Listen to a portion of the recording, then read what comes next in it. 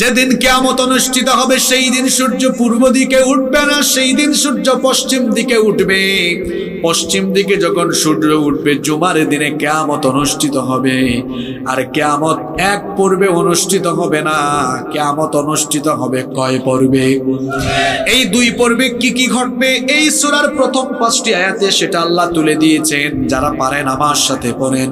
আল্লাহ তাআলা বলছেন ইদাস সামাউন ফাতারাত ওয়া ইদাল কাওয়াকিবুন তাসারাত ওয়া ইদাল বিহারু ফুজ্জিরাত ওয়া ইদাল কুবুর বু'থিরাত আলিমাত নাফসুম মা কদ্দামাত ওয়া আখারাত। আল্লাহু আকবার। প্রথম 5 আয়াত আমরা আলোচনা করছি। এই 5 আয়াতের মধ্যে প্রথম 3 আয়াতে প্রথম পর্বের কথা বলা হয়েছে। প্রথম কয় আয়াত? 3 আয়াতে। কোন পর্ব? প্রথম পর্ব। কিয়ামতের এই 2 পর্ব উদ্বোধন করার জন্য আল্লাহ তাআলা একজন বিশেষ ফেরেশতা বানিয়েছেন। সেই ফেরেশতার নাম হলো ইসরাফিল। বলেন তো দেখি, কিয়ামতের ঘটনা ঘটানোর জন্য আল্লাহ যে ফেরেশতা বানিয়েছেন সেই ফেরেশতার নাম কি? ওই ফেরেশতার দায়িত্ব হলো সিংহাধ্বনি, সিংহায় ফুৎকার দেওয়া। ওই ফেরেশতাকে বানানোর পর থেকে সেই ফেরেশতা তার মুখের সামনে বিশেষ সেই সিংহা নিয়ে অপলক নয়নে আরশে আজিমের দিকে অপলক নয়নে তাকানোর পাশাপাশি কান পেতে আছেন কখন আল্লাহর তরফ থেকে আদেশ আসবে। জুমাবারে যেই দিন সূর্য পশ্চিম দিগন্ত থেকে উদিত হবে, আল্লাহ তাআলা তখন ইসরাফিলকে বলবেন, ইসরাফিল তুমি তোমার দায়িত্ব পালন আরম্ভ করো, তুমি তোমার সিংহাধ্বনি বাজাও। ইসরাফিল আলাইহিস সালাম তখন আল্লাহর আদেশ পাওয়ার পরে সিংহায় প্রথমবার যখন ফুৎকার মারবেন, প্রথমবার সিংহায় ফুৎকার মারার সঙ্গে সঙ্গে কি হবে?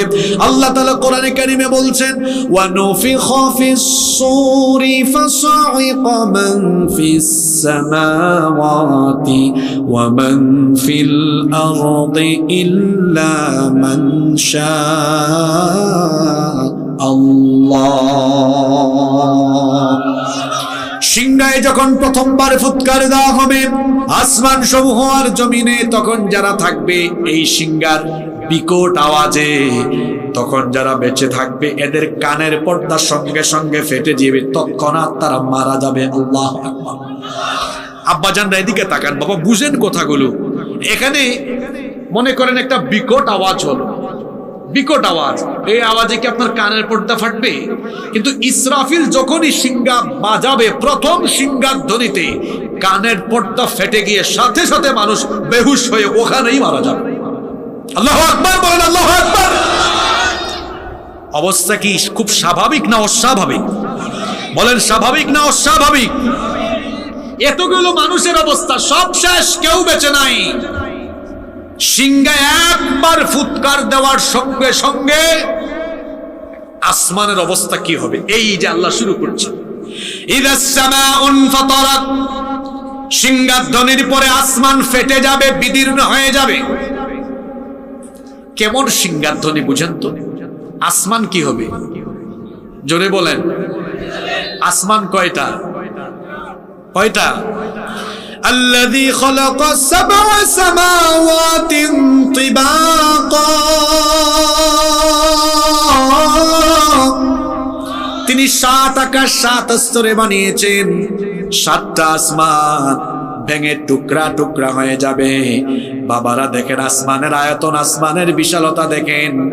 এই কামারখন্দেও আপনি যদি থাকেন আসমান দেখবেন, যদি সিরাজগঞ্জ শহরে যান নীল আসমান দেখবেন, ঢাকায় গেলে সেখানেও আসমান দেখবেন, আপনি দুবাইয়ে যান, ইউরোপে যান, আমেরিকায় যান, যেখানেই যান না কেন সেখানে আসমান আছে না নাই? এই যে দেখেন, আমি ধারণা করছি এই প্যান্ডেল হয়তোবা সব মিলিয়ে এখানে 20 থেকে 25,000 স্কয়ার ফিট হতে পারে। 20-25,000 স্কয়ার ফিট শামিয়ানা প্যান্ডেল দাঁড় করানোর জন্য এখানে খুঁটির সংখ্যা কম না বেশি? জুড়ে বলেন, কম না বেশি? কিন্তু আসমানের সীমানা বিজ্ঞানীদের বাপদাদারাও জানে না। বিশাল এই আসমান মাথার উপরে যিনি স্থাপন করেছেন তিনি কি এই আসমানকে পিলার আর খুঁটি দিয়ে শূন্যের উপরে রেখেছেন নাকি? আস্তে বলবেন না, জোরে বলেন, কোন পিলার আছে নাকি? কোরআনুল কারীমের 13 নম্বর সূরা সূরাতুর রা'দ 2 নম্বর আয়াতে আল্লাহ তাআলা বলছেন, আল্লাহুল্লাযী রাফা'আস সামাওয়াতি বিগাইরি আমাদিন তারাউনাহা সুম্মা ইসতাওয়া আলাল আরশ। তোমাদের মাথার উপরে সুবিশাল সুবিস্তৃত এই আসমানকে পিলার ছাড়া, খুঁটি ছাড়া, যিনি তোমাদের মাথার উপরে বিশাল আয়তনের এই আসমানকে ঝুলিয়ে রেখেছেন, গলার আওয়াজ বড় করে সবাই বলেন, তিনি কে? কোন পিলার আছে? আপনার কি মনে হয় এটা আল্লাহ এমনি এমনি স্থাপন করেছেন? নো, একটা কারণ আছে না নাই? আপনার বাড়িতে টিন আছে, ছাদ আছে, কেন দিয়েছেন? যাতে শীতকালে কুয়াশা না পড়ে, বর্ষাকালে বৃষ্টি না পড়ে, গ্রীষ্মকালে যেন রোদের তাপ না লাগে। এই আসমান এটা আল্লাহ এমনি এমনি বানান নাই। The sky has been built as a roof for the protection of the earth. এটাকে আল্লাহ তাআলা এই পৃথিবীবাসীর সুরক্ষার জন্য একটা সুরক্ষিত ছাদ বানিয়ে দিয়েছেন। এজন্য রব্বুল আলামিন কোরআনুল কারীমের 21 নম্বর সূরা সূরাতুল আম্বিয়া এর 32 নম্বর আয়াতে বলছেন, ওয়াজআলনাস সামাআ সাকফাম মাহফুযা ওয়া হুম আন আয়াতিহা মুরিদুন। আর তোমাদের মাথার উপরে এই সুবিস্তৃত আসমানকে আমি সুরক্ষিত ছাদ বানিয়েছি। এটা সুরক্ষিত ছাদ কেন? এটা যদি না থাকতো, বিজ্ঞান বিভাগে যারা পড়াশোনা করেন তারা জানেন মহাশূন্যে অসংখ্য উল্কাপিণ্ড আছে। কোন একটা উল্কা যদি কোনো কারণে পৃথিবীতে একবার পড়ে যেতে পারত, মানুষ তো দূরের কথা, জিন, পশুকুল, প্রাণীকুল, উদ্ভিদকুল, গাছপালা, নদ নদী যা আছে সবকিছু একেবারে জলে পুড়ে ভস্মীভূত হয়ে যেত। উল্কাপিণ্ড যেন মহাশূন্য থেকে এদিকে আসতে না পারে, এজন্য আল্লাহ আসমানের মধ্যে বায়ুমণ্ডলীয় স্তর সৃষ্টি করে রেখেছেন, যাতে করে উল্কাগুলো সরাসরি আসতে না পারে। আবার অন্যদিকে দেখেন, এই যে সূর্য, এই সূর্যকে আমরা অনেক ছোট দেখি, কিন্তু এই সূর্য হলো পৃথিবী থেকে 15 কোটি কিলোমিটার দূরে অবস্থিত। আল্লাহু আকবার। সূর্যের আলো সেখান থেকে পৃথিবীতে আসতে সময় নেই 8 মিনিট 10 সেকেন্ড। এই যে প্যান্ডেলের মধ্যে এতগুলো লাইট লাগালো, মনে করেন এই যে এখানে এতগুলো লাইট পেঁচায় দিয়েছে, আমি ধারণা করলাম, এখানে আমি মনে করলাম একটা যদি 100 করে হয়, যদি এখানে 20টা হয় তাহলে আমি ধরলাম 2000 ইউনিট।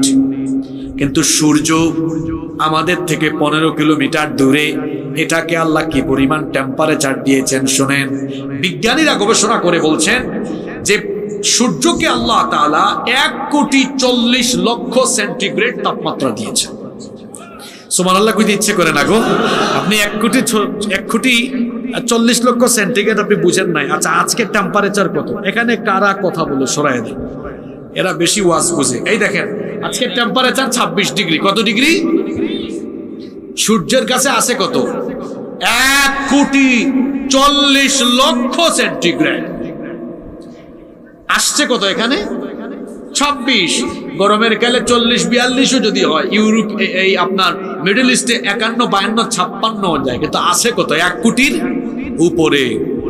52-56 হলে এসির ভিতরে চলে যায়। এটা যদি ফুল হিট দিত তাইলে কেউ থাকতে পারতো? আপনি কি কখনো চিন্তা করেছেন কেন এটার ফুল হিটিং আসে না? আজকের বিজ্ঞান গবেষণা করে দেখেছে আল্লাহ তাআলা ওই যে আসমানে অবস্থিত অনেকগুলো ফিল্টার স্থাপন করে আলোকে বাধাপ্রাপ্ত করার ব্যবস্থা করে দিয়েছেন। সেখানে আল্লাহ তাআলা অনেকগুলো বায়ুমণ্ডলীয় স্তর সৃষ্টি করে রেখেছেন। আজকের বিজ্ঞান গবেষণা করে সেগুলো পেয়েছে। সেখানে ট্রাপোস্ফিয়ার, স্ট্র্যাটোস্ফিয়ার, ম্যাগনেটোস্ফিয়ার, আইনোস্ফিয়ার, এক্সোস্ফিয়ার, এ ধরনের অনেকগুলো স্তর আছে। আমি যদি সহজ বাংলায় বোঝাতে যাই, ফিল্টার বুঝেন তো আপনারা? পানিতে আর্সেনিক আছে, বিশুদ্ধ পানি না। দেখবেন বাজারে 5 স্তরের, 6-7 স্তরের ফিল্টার পাওয়া যায়। এই 6-7 স্তরের ফিল্টারিং হয়ে পানি পিউরিফাই হয়, বিশুদ্ধ পানি বের হয়। আল্লাহ ওই মহাশূন্যে অনেকগুলো ফিল্টার স্থাপন করে রেখেছেন। সূর্যের আলো সরাসরি দুনিয়ায় আসে না, ওখানে এসে বাধা খায়। বাধা খাওয়ার পরে ওই ফিল্টারগুলোতে ফিল্টারিং হয়ে হয়ে হয়ে হয়ে হয়ে হয়ে হয়ে হয়ে যেটুকু আলো দুনিয়ায় আসলে আল্লাহর বান্দারা বেঁচে থাকবে, ততটুকু আলো আল্লাহ দুনিয়াতে পাঠান। এই রহমতটা কার? জোরে বলেন, রহমতটা কার? তাহলে আসমান মাথার উপরে কি এমনি এমনি আছে, না এটা সুরক্ষিত ছাদ? এই সুরক্ষিত ছাদ থাকবে না গো ভাই। সেদিন ইসরাফিল প্রথমবার যখন ফুৎকার মারবে, কি হবে? এটা একটু আগেই বললাম, কি হবে? চিন্তা করেছেন? ফেটে যাবে। এখন আসমান তো একটা না, কয়টা? একটার উপর আর একটা এভাবে পড়বে। এই যে দেখেন, একটার উপরে আরেকটা এভাবে পড়বে। আল্লাহ কোরআনে কারিমে বলছেন, ইয়াউমা নাতুমিস সামাআ কাতাইয়িস সিজিল্লি লিল কুতুব। একটা কিতাব পড়ার পরে যেমন তার পৃষ্ঠাগুলোকে গুটিয়ে ফেলা হয়, ইসরাফিলের সিংহার ফুৎকারের পরে আল্লাহ আসমানগুলোকে একটার উপর একটা ঠাস ঠাস করে ফেলে দিয়ে সেগুলোকে আল্লাহ গুটায় ফেলবেন। সবগুলা আসমান শেষ। আল্লাহু আকবার। কি ভয়ঙ্কর পরিস্থিতি! এরপরে আয়াতে আল্লাহ বলছেন, ওয়া ইদাল কাওয়াকিবু ইনতাসারাত। নক্ষত্ররাজি সেদিন তারকাগুলো বিক্ষিপ্ত হয়ে যাবে, তারকাগুলো খসে খসে পড়ে যাবে। ওয়া ইদাল বিহারু ফুজ্জিরাত। সাগরকে ফাটিয়ে দেওয়া হবে। কোরআনে কারীমের 81 নম্বর সূরা সূরাতুত তাকবীরের প্রথম আয়াত থেকে আল্লাহ আরো চমৎকার করে বলছেন, ইদাশ শামসু কুমিরাত ওয়া ইদান নুজুমু কাদারাত ওয়া ইদাল জিবালু সুয়িরাত। সূর্যকে গুটিয়ে ফেলা হবে, সূর্য আলোকহীন হয়ে যাবে। অন্য আয়াতে আল্লাহ বলেছেন, ফাইদা বারিকাল বাসারু ওয়া খাসাফাল কমারু ওয়া জুমিআশ শামসু ওয়াল কমার ইয়াকুলুল ইনসানু ইয়াওমাইযিন আইনাল মাফার। চাঁদ এবং সূর্য নিষ্প্রভ হয়ে যাবে, টুকরা টুকরা হয়ে যাবে। সূর্য আলোহীন হয়ে যাবে, চাঁদও আলোহীন হয়ে যাবে। এমনকি বিরাট বিরাট সাইজের তারকা পুঞ্জ সেদিন দীর্ণ বিদীর্ণ হয়ে টুকরা টুকরা হয়ে খসে খসে পড়ে যাবে। আল্লাহু আকবার। সূর্য কত বড়! পৃথিবীর চাইতে সূর্য হলো 13 লক্ষ গুণ বড়। মানে সূর্যের ভেতরে 13 লক্ষ পৃথিবী রাখা যাবে। আল্লাহু আকবার পড়বেন না? আবার যে তারকা আমরা দেখি, সর্বশেষ অ্যাস্ট্রোনমি ম্যাগাজিনে একটা তথ্য প্রকাশিত হয়েছে। সেখানে বিজ্ঞানীরা একটা তারকার কথা বলেছেন। এটা তাদের যন্ত্রপাতি দিয়ে দেখা, তাদের গবেষণা অনুযায়ী এটা তাদের পাওয়া সর্বশেষ বড় তারকা। কিন্তু এর চেয়েও বড় তারকা মহাশূন্যে আছে না নাই? তারা ওইটার নাগাল পান নাই। যতটুকু নাগাল পেয়েছেন, এটার নাম হলো ওয়াই-ইউ স্কুটি। Y-you scooty. তারা বলেছেন এই ওয়াই-ইউ স্কুটি তারকা হলো 500 কোটি সূর্যের সমান। এ ধরনের একটা তারকা আছে নাকি? হ্যাঁ, বিজ্ঞানীরা বলেছেন যে বিলিয়ন ট্রিলিয়ন তারকা এক একটা গ্যালাক্সির ভেতরে আল্লাহ রেখে দিয়েছেন। সুবহানাল্লাহ।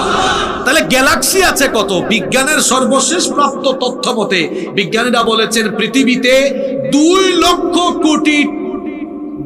লক্ষ কোটি ট্রিলিয়ন গ্যালাক্সি এখনো তারা পেয়েছে। এত আস্তে বললেন বাবা, সুবহানাল্লাহ।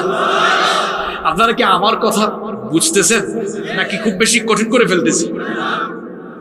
এই তারকাগুলো থাকবে না। ইসরাফিল শুধু একটা ফুৎকার মারবে। এই ফুৎকারকে আপনি এমন ভাবিয়েন না গো যে এইরকম না। কি আওয়াজ হইছে এটা? কি জাতের ফুৎকার! আসমান শেষ, সূর্য শেষ। সূর্যের চাইতেও 1000 কোটি গুণ বড় বড় তারকা খসে খসে বিক্ষিপ্ত হয়ে পড়বে। আল্লাহু আকবার। অবস্থা কত ভয়াবহ চিন্তা করতে পারছেন? কেন ইমাজিন। এরপরে সাগরের কথা আল্লাহ বলছেন, ওয়াইদাল বিহারু ফুজ্জিরাত। সাগর ফেটে যাবে। সাগর কি হবে? সাগর কেন ফাটবে? এটা কি অবাস্তব কথা না বাস্তব কথা? বাস্তব তো বললেন। যদি বলি বাবা কেমনে ফাটবে একটু ব্যাখ্যা দেন তো, তখন তো হা করে তাকায় থাকবে। সাগর কেমনে ফাটবে শোনেন। কুরআন বুঝার একটা মজা আছে। কুরআনের এক আয়াতের তাফসীর অন্য আয়াতে আছে না নাই? ওই যে ইসরাফিল সিংহার ধ্বনি দেওয়ার সঙ্গে সঙ্গে গোটা দুনিয়ায় সেদিন এক প্রবল ভূমিকম্প হবে। এখন তো ভূমিকম্প হয় বাংলাদেশে, ভারতে হয় না, এশিয়ায় হয়, আফ্রিকায় হয় না, ইউরোপে হয়, আমেরিকায় হয় না। কিন্তু ইসরাফিল যখন সিংহায় ফুৎকার মারবে তখন অবস্থা এমন হবে। আল্লাহ ভূমিকম্পের নামে একটা সূরাও দিয়েছেন, সূরার নাম সূরা জিলজাল। সেই সূরার প্রথম আয়াতে আল্লাহ বলছেন ইদা জুলজিলাতিল আরদু জিলজালাহা, যখন গোটা পৃথিবীকে প্রবলভাবে প্রকম্পিত করা হবে। ইন্না জালজালাতাস সাআতি শাইউন আযীম, নিশ্চয়ই কিয়ামতের সেই কম্পন হবে বড় ভয়াবহ কম্পন। এমন ভাবে ভূমিকম্প হবে মাটি ফেটে যাবে, তখন সাগরের তলদেশে যা আছে সাগরের তলদেশটা ফেটে যাবে। সাগরের তলদেশ যখন ফেটে যাবে তখন সাগরের পানিগুলো ভূ অভ্যন্তরে নেমে যাবে, নিচে নেমে যাবে। সমুদ্র বিজ্ঞান নিয়ে যারা গবেষণা করেন তারা জানেন যে সাগরের অভ্যন্তরে অত্যন্ত গরম ফুটন্ত লাভা সেখানে টকবক করছে। ইসরাফিলের সিংহার ফুৎকারের পরে যখন সাগরের তলদেশ ফেটে গিয়ে পানিগুলো ভূ অভ্যন্তরে নামবে, যখন উত্তপ্ত লাভার সাথে গিয়ে পানিগুলো মিলবে, বিজ্ঞান নিয়ে যারা পড়াশোনা করেছেন তারা জানেন পানির প্রাথমিক অবস্থা হলো হাইড্রোজেন এবং অক্সিজেন। অক্সিজেন জ্বালাতে সাহায্য করে আর হাইড্রোজেন তো নিজে নিজেই জ্বলে। পানি সেদিন যখন তার মূল উপাদানে ফিরে যাবে তখন সাগরের নিচ থেকে সাগরের উপর দিয়ে আগুন জ্বলে উঠবে। আল্লাহু আকবার। এই ধরনের বিভৎস পরিস্থিতিতে আল্লাহর সাজানো গোছানো এত চমৎকার, এত নয়নাভিরাম এই মহাবিশ্ব লন্ড ভন্ড চূর্ণ বিচূর্ণ মেসাকার হয়ে যাবে, কিচ্ছু থাকবে না। কেবলমাত্র একজন থাকবেন। গলার আওয়াজটা বড় করে বলেন তো তিনি কি? আল্লাহ তাআলা বলেছেন কুল্লু মান আলাইহা ফান ওয়া ইয়াবকা ওয়াজহু রাব্বিকা যুল জালালি ওয়াল ইকরাম। সবকিছু ফান হয়ে যাবে, ক্ষয় হয়ে যাবে, লয় হয়ে যাবে, কিছুই থাকবে না। কেবলমাত্র একজন মহামহিয়ান গরিয়ান সত্তা অবশিষ্ট থাকবেন। আর যিনি থাকবেন তিনি আমাদের রব। তিনি কি? এটা হলো কিয়ামতের প্রথম পর্ব। আসমান শেষ, জমিন শেষ, পাহাড় শেষ, সাগর শেষ, সবকিছু শেষ হয়ে যাবে। ইসরাফিল সিংহার মধ্যে ফুৎকার দিবেন মোট 2 বার। জুড়ে বলেন তো কয়বার? এটা হলো প্রথম ফুৎকারের পরবর্তী অবস্থা। সব যখন শেষ হয়ে যাবে আল্লাহ বলবেন কিরে ইসরাফিল, তুমি আবার তোমার দ্বিতীয়বার সিংহায় ফুৎকার দিয়ে তোমার দায়িত্ব তুমি কমপ্লিট করো। ইসরাফিল এবার দ্বিতীয়বার সিংহায় ফুৎকার মারবেন। দ্বিতীয়বার তিনি যখন সিংহায় ফুৎকার মারবেন তখন কিয়ামতের দ্বিতীয় পর্ব আরম্ভ হবে। কততম পর্ব? দ্বিতীয় পর্বটা কেমন হবে আল্লাহ এবার বলছেন সুম্মা নুফিখা ফীহি উখরা ফাইযা হুম কিয়ামুন ইয়ানযুরুন। তখন মানুষ কবর থেকে উঠে গিয়ে দণ্ডায়মান হবে। আজীব এক পরিস্থিতি, কবরগুলো ঠাস ঠাস করে খুলবে, কবরগুলো খুলবে আর খুলবে, আর মানুষগুলো কবর থেকে উঠবে তো উঠবে। সুবহানাল্লাহ। এই কথা আল্লাহ আজকের যে আলোচ্য সূরা সেই সূরার 4 নম্বর আয়াতে বলেছেন ওয়া ইদাল কুবুরু বু'থিরাত। আর কবরগুলোকে খুলে দেওয়া হবে, কবরগুলোকে উন্মোচিত করে দেওয়া হবে। আল্লাহ তাআলা সূরা আদিয়াতের মধ্যে আরো বলেছেন আফালা ইয়ালামু ইযা বু'থিরা মা ফিল কুবুর। মানুষ কি ওই সময়টার কথা জানে না যখন কবরকে খুলে দেওয়া হবে? কবরগুলো খুলবে, কবরগুলো উন্মোচিত হবে, কবর থেকে আপনি উঠবেন। ও আমার বাবারা, আমার ভাইয়েরা, কবর থেকে কেমনে উঠবেন? কি সুন্দর সুন্দর টুপি আর কি সুন্দর সুন্দর জামা গায়ে দিয়ে আপনারা এখানে এসেছেন, কিন্তু কবর থেকে মানুষ কেমনে উঠবে শুনেন। আল্লাহর নবী বলেছেন ইউহশারুন নাসু ইয়াউমাল কিয়ামাতি হুফাতান উরাতান গারলা। সেই দিন মানুষ কবর থেকে উঠবে উলঙ্গ, গায়ে কোনো কাপড় থাকবে না, পায়ে কোনো জুতা থাকবে না, নগ্ন পদে খালি পায়ে খতনাবিহীন অবস্থায় উলঙ্গ হয়ে হাসরের মাঠের দিকে মানুষ ছুটতে থাকবে। আম্মা জান আয়েশা রাদিয়াল্লাহু আনহা তখন বললেন, ওগো আল্লাহর নবী, আয়েশা যদি আপনার বিবি আয়েশা যদি এই রকম কবর থেকে উলঙ্গ হয়ে উঠে আর হাসরের মাঠে যদি এভাবে যায়, তাহলে আমার কি লজ্জা লাগবে না, আমার কি শরম লাগবে না? কারণ গায়ে তো কাপড় চোপড় নাই। আল্লাহর নবী তখন বললেন, আমার বিবি আয়েশা শোনো, সেই দিনটা এত বিভৎস হবে, এত কঠিন হবে, আকাশের সূর্যটা সেদিন মাথার নিকটে চলে আসবে, মাথার চান্দি ফেটে মগজ বের হয়ে উতরে উতরে মগজ গলে গলে গলে গলে বেয়ে বেয়ে পড়বে, পিপাসার যন্ত্রণায় কাতর হয়ে মানুষের জিহ্বাটা বের হয়ে কুকুরের মতো নাভিস্থল পর্যন্ত ঝুলে থাকবে, মানুষ ঘামের মধ্যে সাঁতার কাটবে, বিচারের ভয়ে হাসরের মাঠে আল্লাহর সামনে দাঁড়ানোর ভয়ে মানুষগুলো সেই দিন যে নিচের দিকে তাকাবে, একবারও উপরের দিকে মাথা তোলার সাহস করতে পারবে না। আল্লাহু আকবার! ভয়াবহ পরিস্থিতি। ওয়া ইদাল কুবুরু বু'সিরাত, কবরকে উন্মোচিত করে দেওয়া হবে। কবর থেকে উঠে মানুষ ময়দানে মাহশার, হাসরের মাঠে যাবে। এরপরে কি হবে? আল্লাহ বলছেন, কদ্দামাত ওয়া আখারাত, মানুষ তার আগের পরের সবকিছু জানতে পারবে। দুনিয়াতে সে যা কিছু করেছে সবকিছু সেদিন, সবকিছুর হিসাব সেদিন না হবে। যত কিছু করেছে সবকিছু তার সামনে হাজির করা হবে। সেই দিন বিচার করবেন কি? আসতে বলবেন না, জোরে বলেন, বিচার করবেন কি? ও আমার যুবক ভাইয়েরা, আমি তো আজকে এই কামারখন্দ দিয়ে ঢুকার সময় দেখলাম রাস্তাঘাটে বসে বসে কয়েকজন বিড়ি খায়, সিগারেট খায়। আমার নিজের চোখে আমি দেখলাম এই যৌবন আর তারুণ্য কি দেওয়া হয়েছে বিড়ি সিগারেট খাওয়ার জন্য নাকি? আসতে বলবেন না, জোরে বলেন, বিড়ি সিগারেট খাওয়ার জন্য নাকি? ইবনে মাসউদ রাদিয়াল্লাহু আনহু হাদিস বর্ণনা করেছেন, এটা তিরমিজি শরীফের হাদিস। আল্লাহর নবী বলেছেন, লা তাজুলু কদামা ইবনি আদম মিন ইনদি রাব্বিহি হাত্তা ইউসআলা আন খামসিন, কিয়ামতের দিন 5 প্রশ্নের জবাব না দিয়ে কেউ তার কদম নড়াতে পারবে না। এখন যে আপনি নড়াচড়া করতে পারেন, নড়তেও পারবেন না, কয়টা প্রশ্নের জবাব না দিয়ে? তার মধ্যে একটা প্রশ্ন করা হবে আন শাবা, তার মধ্যে একটা প্রশ্ন করা হবে, বান্দারে, আন শাবাবিহি ফিমা আবলাহু, তোমার যৌবনকে কোথায় তুমি কিভাবে ব্যয় করেছো? যৌবনকালে কি যুবতীর সাথে তাফালিং করেছো নাকি? যৌবনকালে কি গার্লফ্রেন্ডের পেছনে পেছনে ঘুরেছো নাকি? বেনামাজি হয়েছো নাকি? যৌবনকালে তুমি কি তোমার যৌবন আর তারুণ্য বিড়ি সিগারেট আর মাদকের পেছনে দিয়েছো নাকি? গোটা যৌবনের হিসাব যার কাছে দেওয়া লাগবে, জোরে বলেন তিনি কি? আরো জোরে বলেন তিনি কি? যৌবনের হিসাব, জীবনের হিসাব, এই যে 5টা প্রশ্ন সবগুলা শোনায় ফেলি। 1 নম্বরে আন উমরিহি ফিমা আফনাহু, জীবনের হিসাব দেওয়া লাগবে, কিভাবে জীবন কাটালেন। আন শাবাবিহি ফিমা আবলাহু, যৌবনের হিসাব দিতে হবে, যৌবন কিভাবে কাটালেন। মালুহু মিন আইনা কাসাবাহু, মাল সম্পদ কিভাবে উপার্জন করলেন। ওয়া ফিমা আনফাকাহু, কোথায় তা খরচ করলেন। ওয়া মাযা আমিলা ফিমা আলিমা, যতটুকু জেনেছেন ততটুকু আমল করেছেন কিনা। এই সবগুলো প্রশ্নের জবাব যার সামনে দিতে হবে তিনি কে? আরো জোরে বলেন তিনি কে?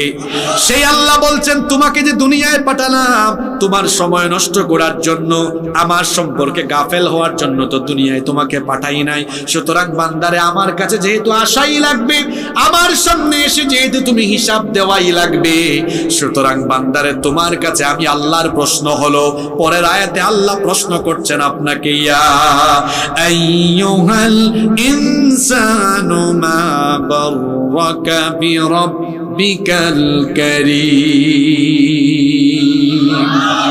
আল্লাহ কোশ্চেন করছেন, সওয়াল করছেন আপনার কাছে। কার কাছে?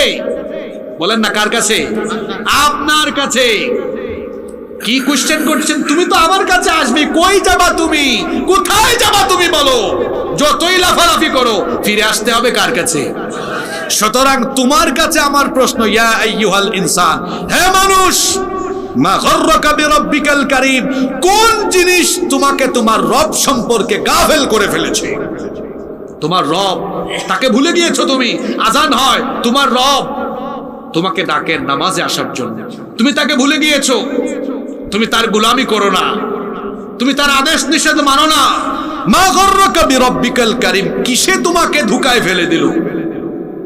অথচ তিনি তোমার এমন রব, আল্লাযী খালাকাকা ফাসাওয়াকা ফাআদালাক, তিনি তোমাকে সৃষ্টি করেছেন, সুঠাম এবং সুসামঞ্জস্যপূর্ণ করেছেন। এই যে আমি আর আপনি এখন 3.5 ফুট 3.5 হাত 5 ফিট 6 ইঞ্চি 7 ইঞ্চি 65 70 75 80 কেজি ওজনের মানুষ, কিন্তু একটা সময় আমি আপনি কিছুই ছিলাম। কথা বলেন না কেন? আল্লাহ তাআলা আপনাকে বলছেন, শোনেন, প্রশ্ন করছেন। এখানেও ইনসানের নামে আল্লাহ একটা সূরা দিয়েছেন, সূরার সিরিয়াল নাম্বার হলো 76। প্রথম আয়াতে আল্লাহ বলছেন, হাল আতা আলাল ইনসানি হিনুম মিনাদ দাহরি লাম ইয়াকুন শাইআম মাযকুরা। মানুষের জীবনে কি এমন একটি সময় অতিবাহিত হয়নি যখন সে কিছুই ছিল না, নাম ঠিকানা ঘর বাড়ি তার কিছুই ছিল না?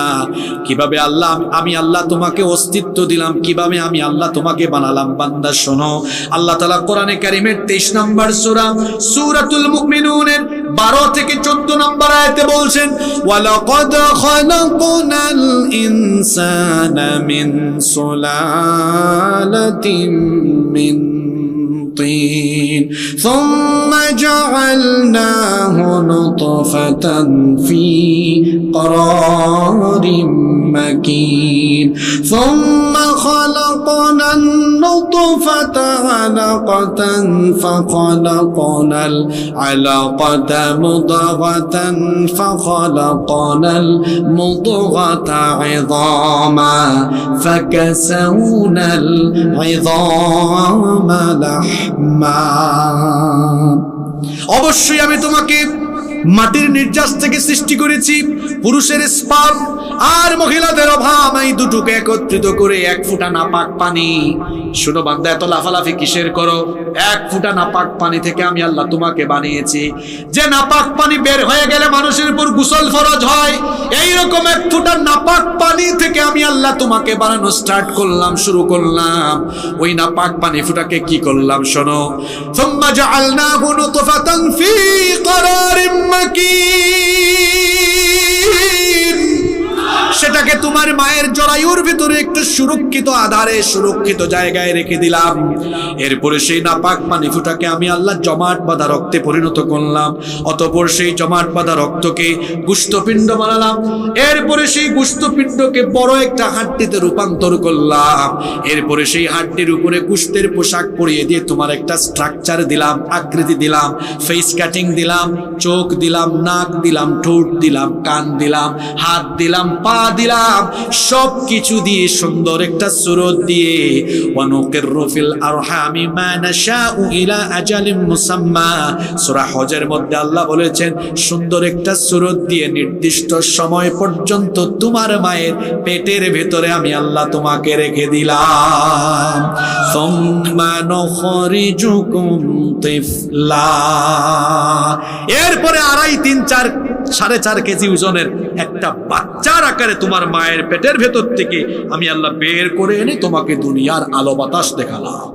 সুবহানাল্লাহ, বাড়ি গিয়ে বলি। সে আল্লাহ বলছেন, তুমি কিছুই ছিলে না। আল্লাযী খালাকাকা, তিনি তোমাকে সৃষ্টি করেছেন। শুধু সৃষ্টি করেন নাই রে বান্দা, ফাআদালাক, সুঠাম করেছেন, সুসামঞ্জস্যপূর্ণ করেছেন।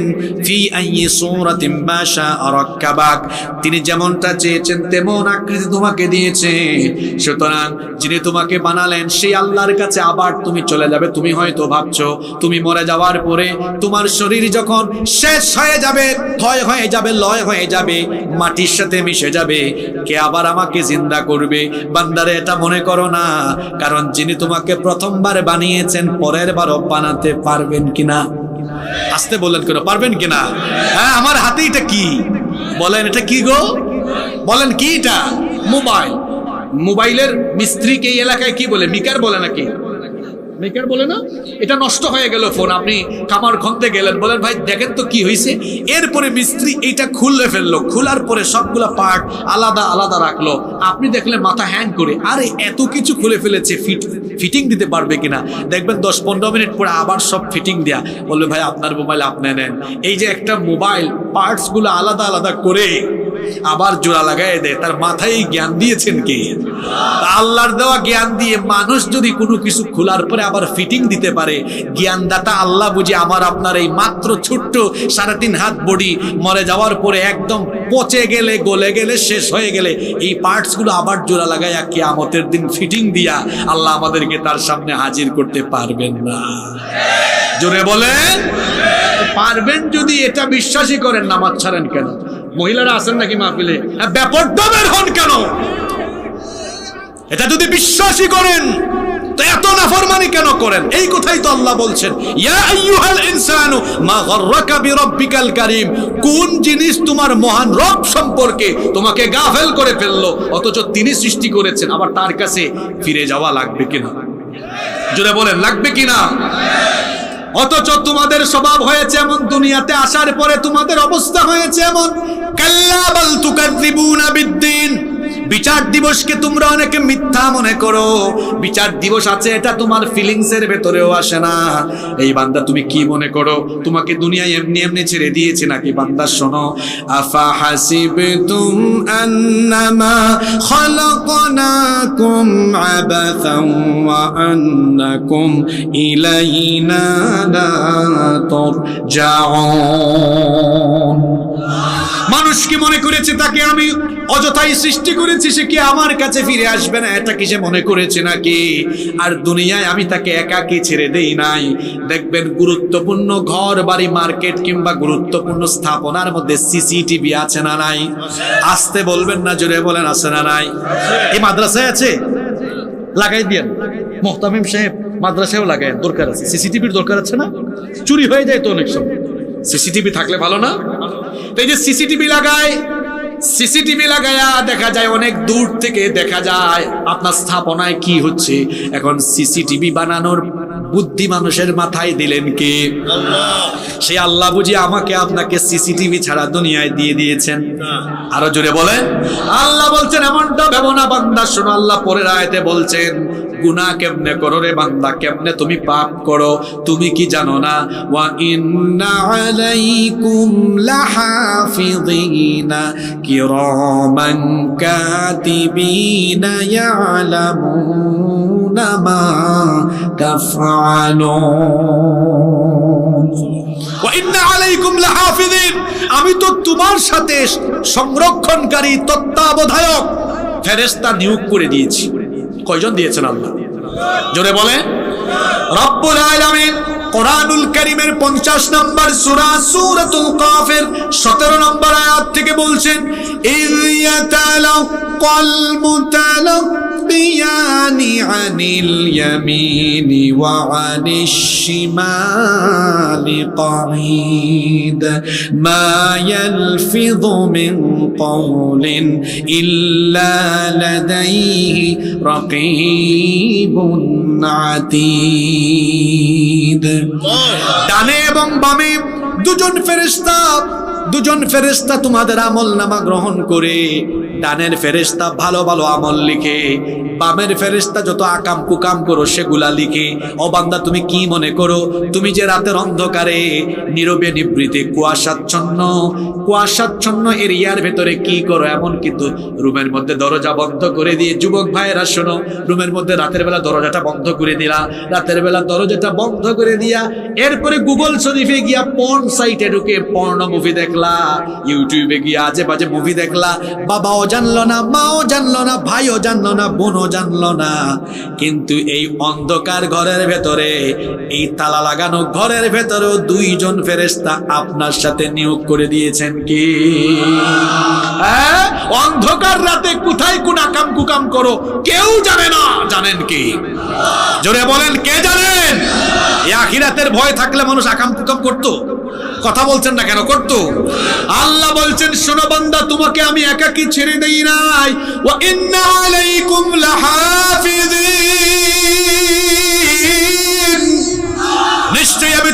সাথে তত্ত্বাবধায়ক ফেরেশতা নিয়োগ করেছি, তাদের নামও আছে। এখন প্রশ্ন হতে পারে, হুজুর তাদের নাম কি? তাদের নাম কি কলিমউদ্দিন না সলিমউদ্দিন, জসিমউদ্দিন না রহিমউদ্দিন? আল্লাহ বলছেন তাদের নাম হলো কিরামান কাতিবিনা ইয়ালামুনা মা তাফআলুন। এদের নাম হলো কিরামান কাতিবিন। এদের নাম কি? কিরামান কাতিবিন। এর বাংলা অর্থ হলো সম্মানিত লেখক। আল্লাহ এদেরকে এত সুন্দর নাম দিয়েছেন, নাম যেমন কামও তেমন। আমার দেশে দেখবেন অনেক মানুষের নামের সাথে কামের কোনো মিল। নাম হইল ফজর আলী, কিন্তু এই বেচারা ফজরের নামাজ পড়ে না, ঘুম থেকে উঠে দুপুর 12টায়। নাম হইল রমজান আলী, রমজান মাসে দুপুর বেলা গাঞ্জা টানে। নাম হইল কুরবান আলী, কিন্তু কুরবানি দেয় না। নাম হলো ইমান আলী, ইমানের কোনো খবর নাই। তাদের নাম এর সাথে কামের কোনো কি নাই, মিল নাই। দেখবেন মা বাবা নাম রেখেছে ইনসাফ আলী। ইনসাফ আলী কোর্টে বসেছে অথবা সচিবালয়ে বসেছে, দেখা যায় ইনসাফ করে না, কলমের খুঁচায় খুঁচায় বেইনসাফ করে। এমন বেইনসাফ বাংলাদেশে আছে না নাই? হ্যাঁ, এমন বেইনসাফি বাংলাদেশে গত 17 বছর ছিল বলেই তো কোরআনের খাদেমদেরকে, ইসলামী আন্দোলনের নেতৃবৃন্দকে অন্যায়ভাবে ফাঁসি দিয়ে নির্মমভাবে হত্যা করা হয়েছে।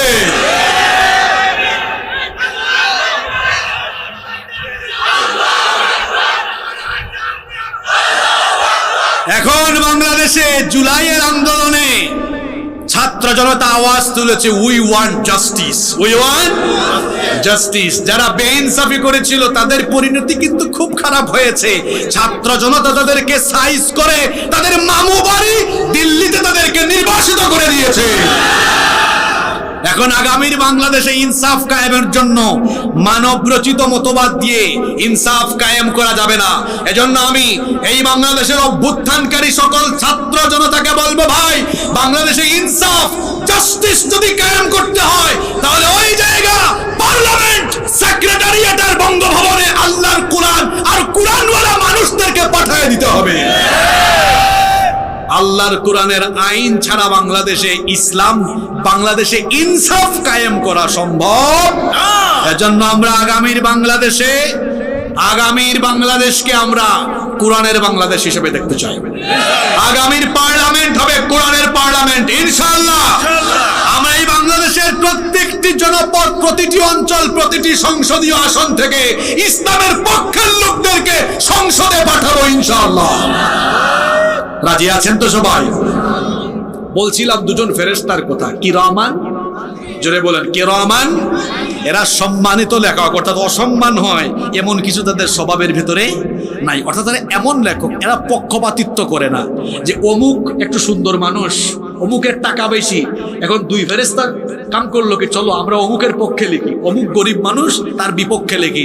এরকম পক্ষপাত দুষ্ট আচরণ তাদের মধ্যে আসে, যদি বলেন আছে নাই। আবার এরা কেউ করে না এমন কিছু লিখে না, কারো উপর জুলুমও করে না। আবার ঘুষ খাওয়ার স্বভাব তাদের ভিতরে নাই। আমার দেশে এগুলো আছে না নাই? হ্যাঁ, আছে না নাই? আঙ্গুল ফুলে কলা গাছ হয়ে যায়। ওই যে পুলিশে এবং র্যাবের বড় কর্মকর্তা ছিল, তার নামের সাথে কামের খুব মিল। তার নামও বেনজির, কাজও করেছে নজিরবিহীন।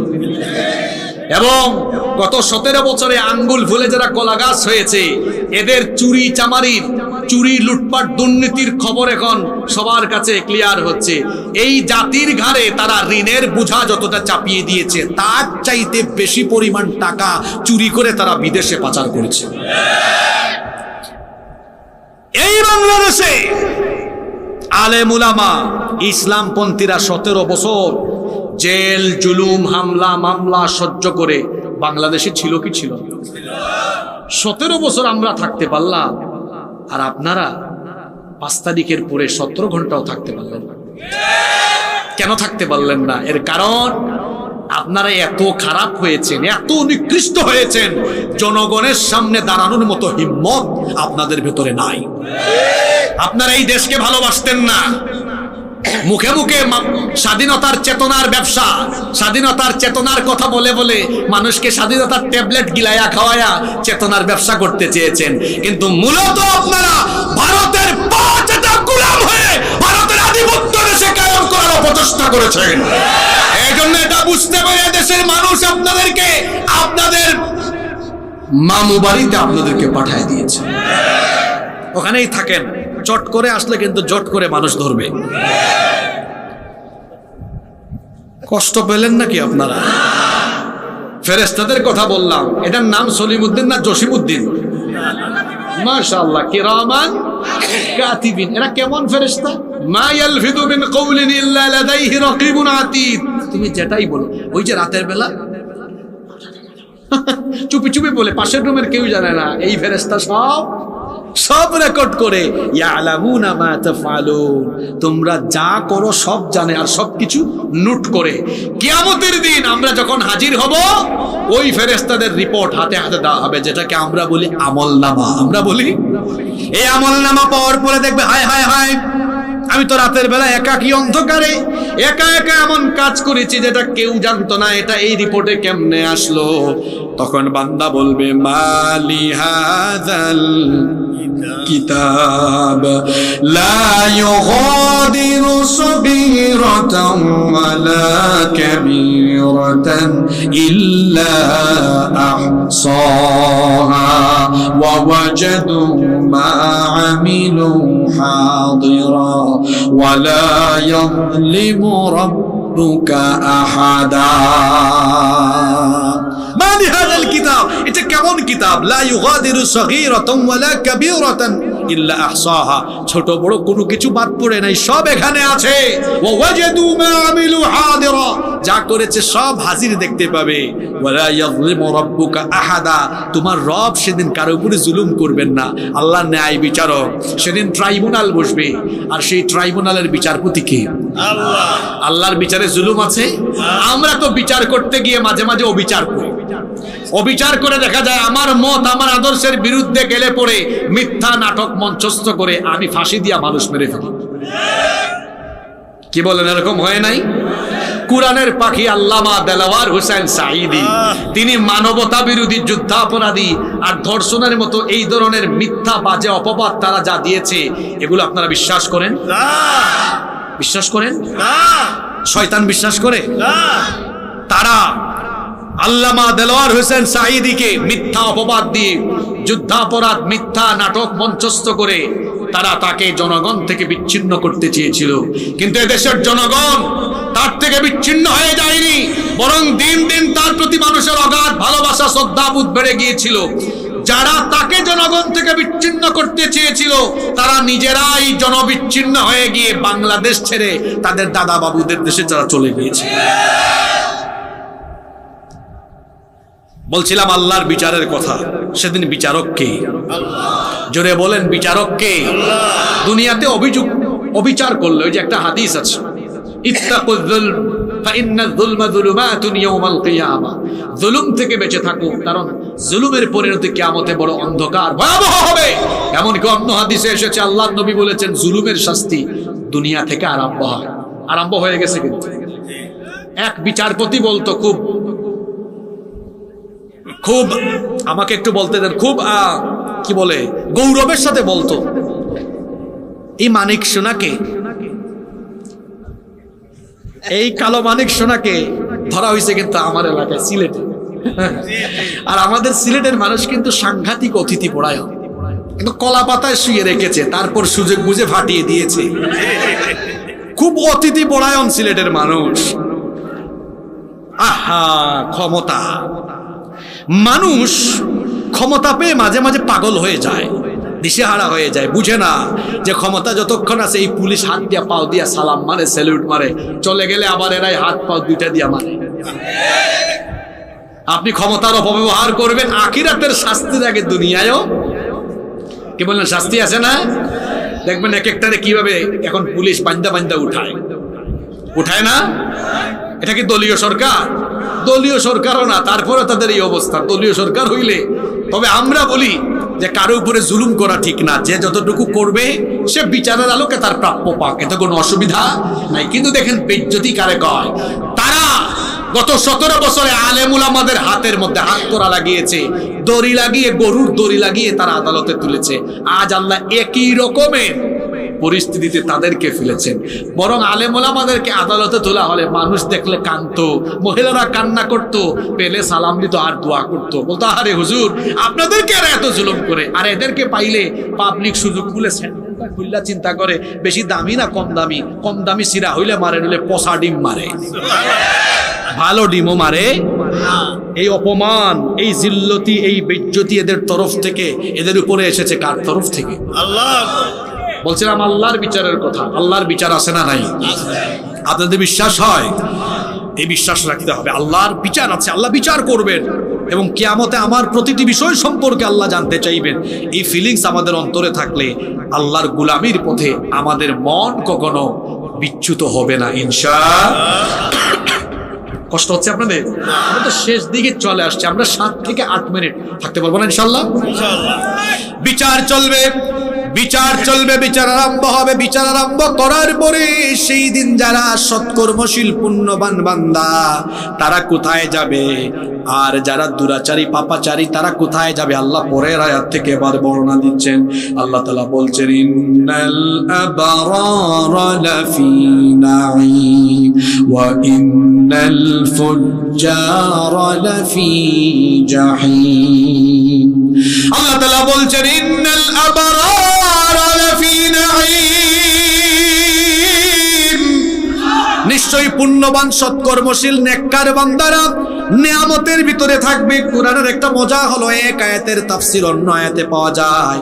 এই নিয়ামত কি হবে আল্লাহ পরবর্তী সূরা 83 নম্বর সূরা মুতাফফিফিনের 22 নম্বর আয়াতের মধ্যে বললেন কোন কোন নিয়ামতে বান্দা থাকবে। শোনো, ইন্নাল আবরারা লাফি নাঈমিন আলাল আরাইকি ইয়ানজুরুন তারিফু ফি বুজুহিহিম نظرة النعيم يسقون من رحيق مختوم ختامه مسك وفي ذلك فليتنافس المتنافسون ومزاجه من تسنيم عينا يشرب بها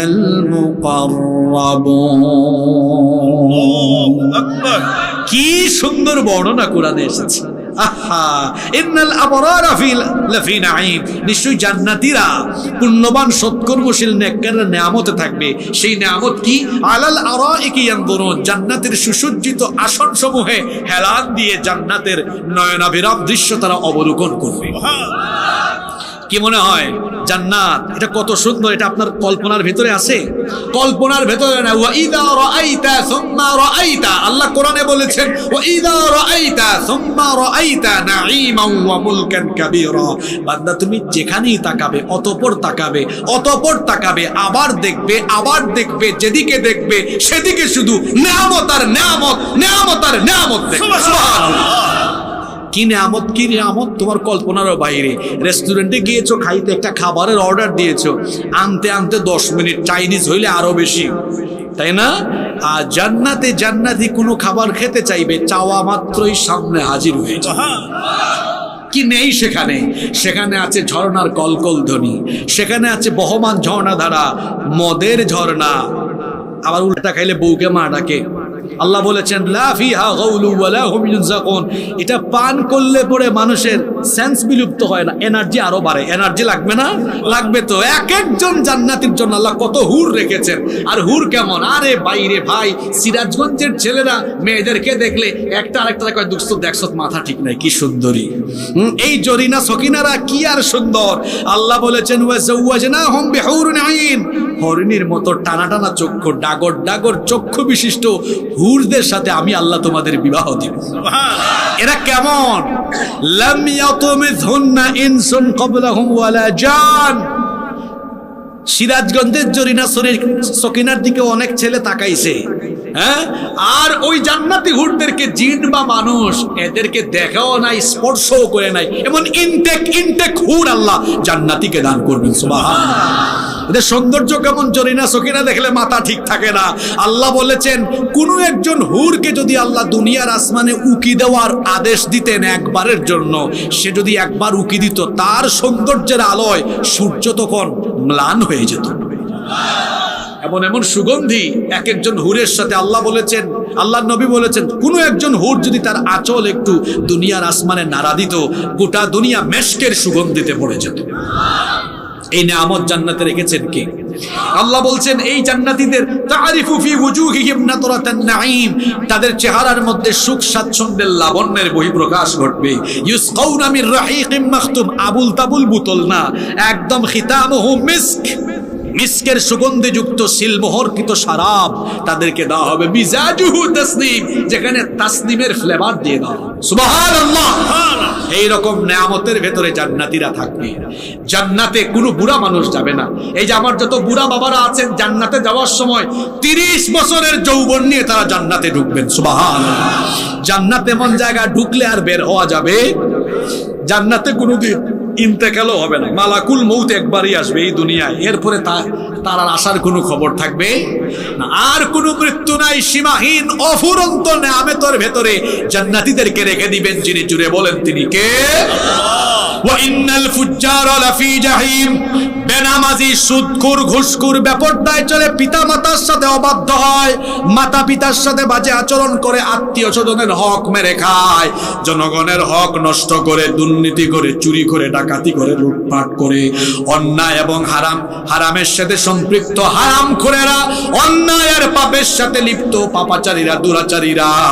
আল্লাহ বলছেন ওয়া ইন্নাল ফুজ্জারা লাফি জাহিম, এরা যাবে জাহিমে। জাহিম হলো জাহান্নামের একটা স্তর।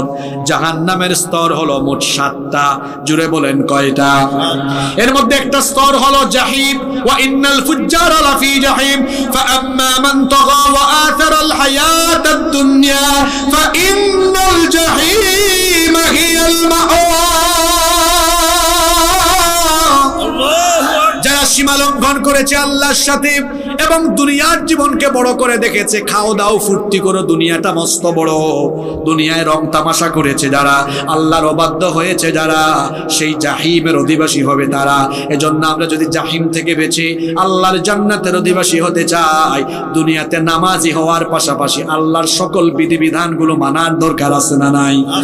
আরো জোরে বলেন আছে না নাই? আল্লাহ তাআলা বলছেন জান্নাত আর জাহান্নামীদেরকে সেখানে কিয়ামতের দিন প্রবেশ করানো হবে। এজন্য আল্লাহ পরের আয়াতে বলছেন ইয়াসলাউনাহা ইয়াউমাদ্দিনি ওয়া মা হুম আনহা বিগাইবিন। ইয়াউমুদ্দিন, আপনারা বলেন না আর রহমান রহিম মালিকি ইয়াউমিন, বিচার দিবসের মালিক কে? ইয়াসলাউনাহা ইয়াউমাদ্দিন, বিচার দিবসে জান্নাতীরা জান্নাতে, জাহান্নামীরা জাহান্নামে ঢুকবে। ওয়া মা হুম আনহা বিগাইবিন, সেখান থেকে কেউ সরে যেতে পারবে। এরপরে আল্লাহ বলছেন শোনো শোনো শোনো, বিচার দিবস সম্পর্কে কি জানো নাকি? ওয়া মা আদরাকা মা ইয়াউমুদ্দিন সুম্মা মা আদরাকা মা ইয়াউমুদ্দিন। যেহেতু কথাটা গুরুত্বপূর্ণ, এজন্য আল্লাহ 2 বার জিজ্ঞেস করেছেন তোমরা কি জানো বিচার দিবস কি? আল্লাহ নিজে প্রশ্ন করে নিজেই জবাব দিচ্ছেন। বিচার দিবসে কেউ কারো উপকার করতে পারবে না, সেদিন কারো বাহাদুরি চলবে না, কারো ফুটানি চলবে না। সেই দিন একমাত্র ক্ষমতার মালিক হবেন যিনি, তিনি কি? ইয়াউমা লা তামলিকু নাফসুন লিনাফসিন শাইআ ওয়াল আমরু ইয়াউমা ইযিল লিল্লাহ। কেউ সেদিন কারো জন্য কোনো কিছু করার ক্ষমতা রাখবে? সেদিন কর্তৃত্ব, পাওয়ার, অথরিটি যার হাতে থাকবে তিনি কে? এজন্য আল্লাহ তাআলা বলেছেন আল মুলকু ইয়াউমা ইযিনিল হাক্কু লিররহমান। সেই দিন পাওয়ার, ক্ষমতা কেবলমাত্র রহমানের হাতে থাকবে। ওয়া কানা ইয়াউমান আলাল কাফিরিনা আসিরা, কাফিরদের জন্য সেই দিনটা হবে বড় কঠিন, সেই দিনটা হবে বড় ভয়াবহ। সেই দিন সকলের ক্ষমতা শেষ হয়ে যাবে। দুনিয়ায় মানুষের কত ক্ষমতা, সব ক্ষমতার বাহাদুরি সেদিন শেষ হয়ে যাবে। আসমান, জমিন, চাঁদ, সূর্য, মহাশূন্যে অবস্থিত সবকিছু, জমিনে অবস্থিত সবকিছু লণ্ডভণ্ড, চূর্ণ বিচূর্ণ মেসাকার হয়ে যাবে। মানুষ সেদিন উলঙ্গ খতনাবিহীন হয়ে উঠবে, নগ্ন পদে হাজির হবে। সেই দিন আল্লাহ প্রশ্ন করবেন, ইয়া দুনিয়া আইনা জিবালুকি, হে দুনিয়া তোর বুকের উপরে দাঁড়িয়ে থাকা পাহাড়গুলো কোথায়? আইনা আনহারুকি, তোর বুকের উপরে বহমান থাকা নহরগুলো কোথায়? আইনা আশজারুকি, তোর বুকের উপরে থাকা গাছপালাগুলো কোথায়? আইনাল মুতাকাব্বিরুন আইনাল জাব্বারুন, তোর বুকের উপরে দম্ভ ভরে চলা স্বৈরাচারীগুলো, জালেমগুলো আজকে কোথায়? আল্লাহ প্রশ্ন করবেন, কিন্তু কোনো জবাব আসবে না, কারণ জবাব দেওয়ার মতো কোনো লোক সেদিন অবশিষ্ট থাকবে। আল্লাহ তখন প্রশ্ন করবেন, লিমানিল মুলকুল ইয়াউম, লিমানিল মুলকুল ইয়াউম, লিমানিল মুলকুল ইয়াউম, আজকে ক্ষমতা কার? আজকে রাজত্ব কার?